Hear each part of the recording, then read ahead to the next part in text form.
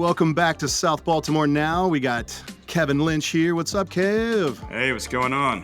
A lot of times we talk here on South Baltimore Now, we talk a lot about all the local events here on the peninsula, things going on around town, new businesses, real estate developments, topics and things that are happening around. But today, very excited to bring on Adam Freesman, who is a regional comedian blowing up on the comedy set here around Baltimore. And actually ran into Adam, met him a couple weeks ago. We were at a comedy show with Don't Tell Comedy, which is a really cool concept for a comedy show. It was kind of one of these like impromptu things that happen where I got the invite from a friend and said, come on down. We got this comedy show happening tonight. And I love stand-up comedy. So that's where I ran into Adam and he told us a little bit more about the business and what's going on. But immediately I was like, Adam, dude, you want to jump on the podcast? Because I think it'd be awesome to have you and mix things up here on the show and try to bring people a little bit of comedy and give them a little bit of insight to comedy around Baltimore. With that, Adam, welcome to the show, man.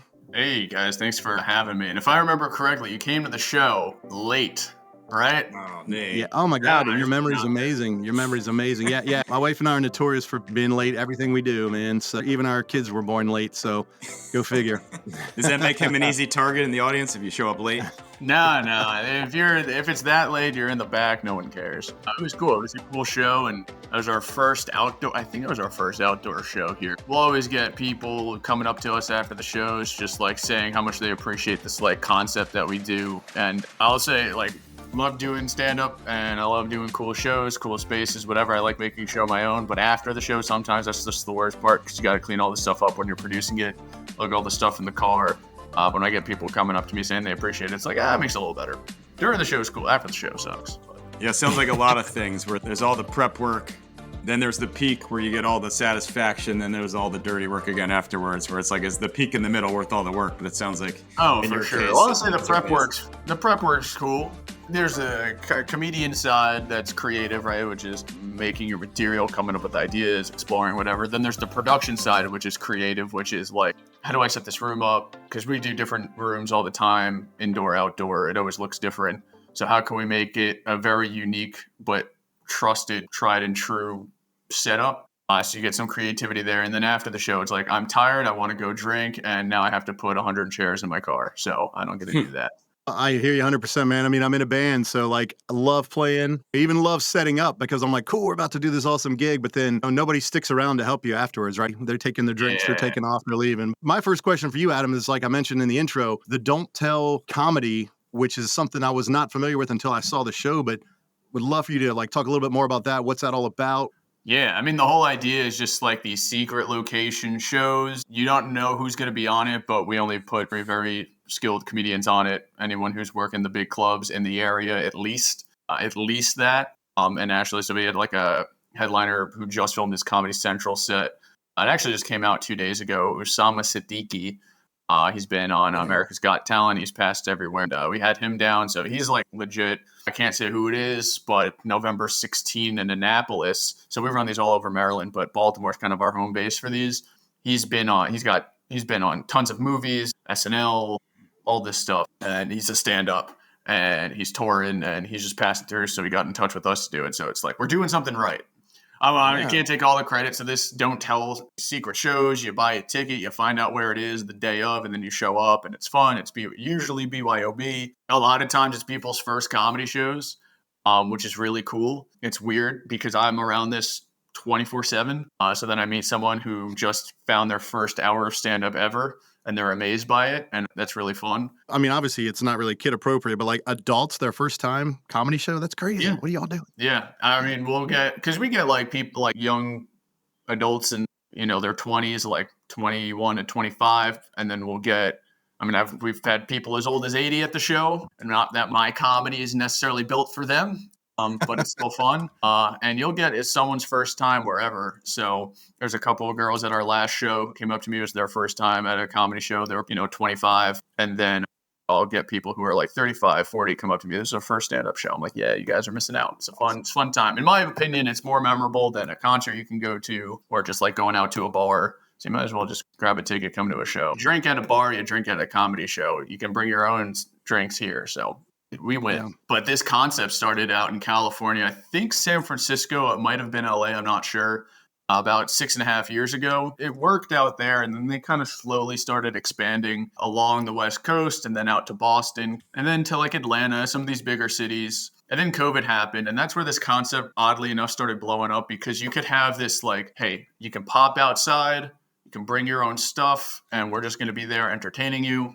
So that, and then I think people love post-COVID, like that authenticity, that local stuff. So once stuff really started reopening, that's when Don't Tell like boomed. And it's booming pretty hard right now. And so I ended up I was just doing normal stand-up comedian. I produced my own show at a brewery once a month, but doing shows otherwise, doing open mics. And the way I got connected is just this odd story. So I'm sick. I have like 102 fever. I feel like crap. I had some like day job work stuff down in DC that I had to go to. So I went and did that. And then I'm in DC and night comes and it's comedy time. It's a Wednesday and there's an open mic that I was on. I really didn't want to do it. I really just wanted to go home and like pop 1,000 Advils and go to bed. But I was like, Dad, I got these couple jokes to try. I'm down here. Might as well. And I go there. I eat shit for like 5 minutes on stage. Just I feel like crap, but I had jokes. None of them worked. I don't think I kept any of them. And then I grab my backpack. I don't go downstairs, and some kid comes up to me and he's like, "Hey man, you're really funny." I'm like, "You have a terrible sense of what funny is. And thought any of that was funny, right?" And he's like, "I can tell you have jokes." I'm like, "All right, thanks, whatever." He's like, "Yeah, I'm from Pittsburgh. You should come out. I run a show out there." And I'm like, "Yeah, this is probably terrible because if this is the standard you're getting me." I'm like, "What day of the week is your show?" He's like, "A Tuesday." I'm like, "I'm not going out of Pittsburgh on a Tuesday." I'm just saying, "Yeah, that would be great." And he's like, "Yeah, I know the Don't Tell comedy guys out there. I can definitely put your name in." I'm like, "Hold on, I'm listening now." Right. Yeah. And so I was like, that kind of sparked my interest. Like, what is this whole thing? Because I've seen them around. Even as a comedian, I didn't quite understand at that point because I hadn't picked up in the area yet. And went out, did the shows in Pittsburgh. They were awesome. Did some other shows in there. It was great. I got my own little following out in Pittsburgh now, which is cool. It's one of my favorite comedy cities I've done. Ended up getting in touch with the kind of corporate people of Don't Tell and pitched Baltimore to them. Say, "Hey, can me and my buddy run it?" And that was February. And then by March, we had our first show. And been growing ever since. So I think we've done like 12 or 14 or something like that now in Baltimore. We added Annapolis, our first Frederick show. So on any given month, we'll have anywhere in the state of Maryland, probably 8 to 10 shows, 8 to 12 shows moving forward, something like that. So the secret part, will people ahead of time know whether it's like an Annapolis or a Frederick or a Baltimore show? Yeah, they're all their separate cities, but Okay. me and my friend just co-run each of those independent cities. But you'll always know. So like the way where it's to say Baltimore, like if you go to the website right now, so like don'ttellcomedy.com/city/Baltimore, you'll see all of our upcoming shows that the tickets are live for. We plan pretty far out, but we're not going to release all of the tickets that far out yet. So example, November 18, we have a show in Fells Point, but you don't know where it is. So you go to the website, you see it's Fells Point, starts at 7:30. You click on that, it says, okay, here's the rundown. It's indoor, outdoor, BYOB or not, drinks for sale, whatever. The start time, what time you're allowed to start arriving, usually like a half hour before the show. So you always know what neighborhood it's in, but we do a good rotation in neighborhoods. We want to draw all different people from the city, all different types of people from all different places to come to our shows. So you'll know the neighborhood and the time. And you can buy a ticket the moment it's released, but you won't find out till that day where to go. And then you show up, and it's a really fun time. We've got good music playing. We bring all of our own stuff. We make sure our vibes are really fun and like very professionally done at the same time. So Love it. And you mentioned some people in your audience have never been to a comedy show before. And certainly, like when you hear about the comedians talk, they talk a lot about Boston. They talk about New York. They talk about Chicago. They talk about LA. Seems like Austin's becoming kind of like a rising comedy city. Does that, the fact that they haven't seen a show before, does that maybe lend to the fact that maybe Baltimore is a right market that needs more comedy and needs more events like this? yeah, I mean, that's kind of why we brought it here, right? So any comedian, I think at any point has attempted to run a show at least once. Usually at a bar or a brewery, and every once in a while we'll get like an art venue. But those are hard to keep up. And then there's only so many clubs, and there's only so many spots available at clubs. So we just need more shows to give ourselves more time. And it's not like everyone's always willing to go to a comedy club. To some people, that's just not what their energy is. They don't want to sit down there. I go to clubs all the time to perform and stuff, but wherever there's a sellout crowd, that means there's more stand-up, more people to be entertained. So we said, there's really not that many shows in Baltimore for how many good comedians we have. let's just start this. And it's been working. So, Dude, I love that because like Kevin and I having like young kids, sometimes it's not always easy to get out of the area. So it's one of the reasons I jumped at the chance to go to your show when I heard it was in the neighborhood, because I'm like, I know we don't have a comedy club here on the peninsula here in South Baltimore, which would be amazing. But the fact that with Don't Tell, you can literally bring the comedy club to the place where we are. yeah. So Baltimore has some great clubs. So, like right in Fells Point is the Port, run by Matt Hurley. He quit his job to open it, took a big risk, and it's paying off. It's doing great. And then there's Magooby's up in Timonium, which is going to have like these more famous acts. And then there's the Comedy Factory over in East Baltimore. But outside of those three, I would say there was nothing that's like tried and true every week. And that's what we're supposed to be. And I think we bring a little something different to it. And so that's why it's a good time. I mean, you'll never know what you're going to get in terms of what comedian, but they're just going to be really, really good. Sometimes we'll do a showcase. Sometimes we'll have a headliner down. So like showcase like 5-6 comedians. Sometimes we'll just have a headliner and their opener. But we want to make it places that like you never thought you could have a show. And that's kind of where stand-up started. Coffee shops, basements. We're talking the early to mid 1900s. Like that's how this art form kind of began. And like the clubs are fancy. What we're doing isn't super fancy. And as a comedian, it feels more like foundational. So it kind of adds like this added layer of excitement to perform on them, I think.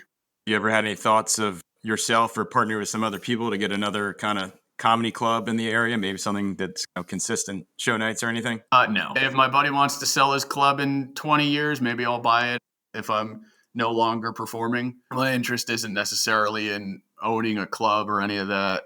Mine is mainly just getting out there and performing. For me, this is a stepping stone that's necessary. It gives me more opportunities to perform on good shows, good way to make some money, and good way to get myself connected. But ultimately, as a performer, I want to outgrow this where I don't have to produce my own stuff all the time. But I can't say it's a bad thing. It's definitely helped a lot. And so let's take a step back and just talk a little bit about like, dude, where are you from and like what got you into comedy? Let's talk about Adam Freesman, the origin story. Well, I was circumcised at 8 days old, and there I had a lot of trauma to unpack over the years. All right. No, I'm from Jersey. I don't know if I had a comedy origin story as a kid. I mean, I was always just like of my friend group, the wacky one. I guess in sense of like my family, though, I was always the quiet one. So I had like a sense where it was like, yeah, don't bother me. But at the same side, I had this very expressive side of myself. I didn't really get into stand-up, though, until college. I didn't start it in college, but that's when I just started having inklings. I've been to a couple of shows as like a teenager. If we're on some family vacation and there's a stand-up thing, or like we go, but it's like definitely geared towards adults. Not that I didn't find it funny. Like have a very dirty mind. It's funny, but it also wasn't hyper relatable, but I still enjoyed it a lot. And you get into the classics. I got into George Carlin in like high school and college, John Mulaney. I wouldn't say either of those people are where I draw inspiration from, but they're definitely influences in some capacity. And then in college, there was like these music open mic nights like once a month. And I always wanted to go there and do stand-up. It's like, it's an open mic. Who's going to bust my balls that I'm not playing a guitar or whatever? And I was like, yeah, it's Saturday. I'd rather go out partying with my friends instead of just being the weirdo who does that stuff. And then now, X years later, I'm the one doing that stuff. And they're out drinking, partying, and having fun. But I never really did it. Wrote a little bit of stuff, but never did it. And then come May of 2021, I'm about a year out of college. And my good buddy from back home in Jersey did his first open mic. And to me, that was like, well, it's now or never, I guess. He did it, so why not? It's just an open mic. I was like, if he can do it, I guess really anyone can just do it. So I just looked up on Google Baltimore comedy open mics, found one. Took about a week to write 5 minutes. And then I went and was kind of hooked ever since. And you think about some of those scariest moments in life, whether it's jumping off the high dive for the first time, or I was a skateboarder. I know like dropping in on a vert ramp was just so scary. What was that feeling like walking up to the mic for the first time? I think like the days leading up to it was scary. And then in my head, I didn't really understand what an open mic was. To me, that was like, oh, this is stand-up. This is the real thing. Open mic is so not real. It's just a bunch of comedians saying whatever ideas they've come up with. And if one of the ideas stick, it's a successful day. That doesn't mean the joke's over. That means you have something to build off of. I didn't understand that at the time. At the time, I'm like, this is stand-up. This is what people come to watch. This is real. And I didn't want to go up first, so I signed myself up like 4th or 5th. And here I am watching all of these people just trying new ideas. They've been in the game maybe a year, maybe 2 years. It's a Tuesday. They're not there to actually do well. They're here to explore ideas. And I didn't get that. So it wasn't working. So I was like, oh, this is terrible. I'm not going to be this awful. And I probably was, but it brought my expectations down. So I got on stage a little more confident and it was really fun. And then I did the same set again the next 2 open mics I did at different places. And that's where the insecurity just built up. Because I was like, oh, it's not funny. There's so much more to this than what I think it is. And here I am seeing these other people doing the same stuff again that didn't work. And then I realized, oh, they're trying to work on stuff. And a lot of people aren't going to be listening and stuff like that. It's just like the foundational open mic stuff. And then you get used to it. Being a comedian that does a lot of shows in Baltimore, how hyper local do you get with like jokes and references? I try to not get local at all. I like my comedy to be as translatable as possible to wherever. I just mean I don't have jokes about Baltimore. I try to stick away from it. That's me personally. I want my jokes to work wherever I'll go. I will say one of my jokes that works the best wherever I go is specific to Baltimore, but I think Baltimore has its own little stigma. People make fun of Baltimore all the time. People are like, oh, this place is a shithole and whatever. So wherever I go, I can kind of have the liberty to do that at least. I feel like comedy is just dominating the internet right now, which I love. I love comedy. I mean, the podcast world, you look at all the biggest podcasts, they're pretty much all run by comedians. The streaming services, so many good shows now. You feel like we're kind of entering or maybe in the midst of a golden era for comedy right now? It ebbs and flows. As I said, I'm 2.5 years in. I'm still a baby at all of this, but you could say the 80s were the golden era. And then we entered a really dark phase for like 20 years, and then it started picking up, but then Trump got elected and everyone was mad at each other. And that's when everyone's already mad. That's a tough time to do stand up. And I heard it wasn't very fun then. But now post COVID and everybody's trying to get their bearings again. I'm sure that has something to do with it. I'm sure the internet has something to do with it. So I'm sure in 10 years, this might all change. And then 10 years after that might change again. Who knows? At least now, like it used to be, can you get on Comedy Central? Can you get on HBO? Now there's a million options. They all still have their value. I'm not, as someone who hasn't gotten anything, because I'm far away from that, I'm not going to be like, you loser, you're still on Comedy Central? I'm like, yeah, I want it. Get the hell out of here. Yeah, what are you go on YouTube? That's all I can do. YouTube and Instagram and whatever. But I think Comedy Central is just reruns of The Office now. So that's what she said. We're nothing if not comedy. Just our bad dad jokes. If somebody wants to get out and see more comedy shows in Baltimore, give people a good rundown of how they can go about it. Don't Tell Comedy. Just go to don'ttellcomedy.com and then just go to Baltimore. Go to the Port Comedy Club in Fells Point. They kill. That's 7 nights a week for the most part. Sometimes they'll take off a night or two. They got like free shows Sunday to Wednesday, headliners pretty much every weekend. Sometimes you'll get a local showcase on the weekend, so it's really cool. Very, very well run, treats the comics very well. He built it up, the owner, Matt, legit. It's where Hats on the Belfry used to be. He kind of just, once all the stuff was out of there, he kind of built the interior from scratch. He got a muralist. He painted the other walls. He put up a bunch of artwork because he kind of likes that vibe. Bought a lot of equipment, hand-built a stage. Got a bar, and comics will bartend because it's kind of just like a comedian run club. But I would say the main two, if you're trying to stay in the city, is Don't Tell or the Port. There's also Magooby's Joke House. You'll get to see some local people there opening for some bigger acts as well, which is pretty cool. So, or follow me on Instagram and only see my shows so I can get paid more. Awesome. And I know we have a lot of real estate agents in our audience. So any of you real estate people out there, how about a comedy club in the Federal Hill or Locust Point? That'd be really cool. So somebody out there, make it happen. Fed Hill has proved to be a tough place to find a place to run a show. Everyone does these bar shows, and Fed Hill is just like tough. I don't know. Because that's the whole nightclub vibe of Baltimore. Not that they're quote unquote nightclubs. It's just packed all the time. We've done some shows there, I guess. We did Locust Point. We're going to do a couple more out there. We've done 2 at Compass Real Estate now. So they're great people. Good people. I mean, the scene's expanding a lot. If you were to tell people like 10 years ago, this is what the scene would be like now, they wouldn't think that would be a thing. I think like the amount of talent, the density of talent in Baltimore now is a lot. I'm done stand up in a lot of different cities now, and they get pretty big, but the amount of high level people kind of always seems to stay the same to an extent. and you see the high level people there and you see them here, and it's like, oh, Baltimore competes. Good group of comics, but we're in a good time now where it's competitive, but it's healthy competition. We all kind of support each other. Adam, thank you so much, man, for sharing about Don't Tell, letting everybody know about that so they can go get tickets and find a show either here in Baltimore, Annapolis, Frederick, wherever you might be. Dude, this has been awesome, man. I really appreciate you coming on today. Yeah, no, thank you guys for having me. This was a lot of fun and good to talk to you guys, too. Awesome, and you can follow Adam at Adam Freesman, right? Yes, on Instagram. Yeah. That's where we're trying to start this new series where I'm just testing jokes to strangers at farmers markets. So swing by to those or check them out on my Insta. Just making a fool of myself for your guys' entertainment. I love that. I think I saw the recent one you did for the Fells Point Market. Yeah. A sourdough biscuit and a good joke's a great way to start a Sunday. So yeah, that's right. Awesome. Thanks, man.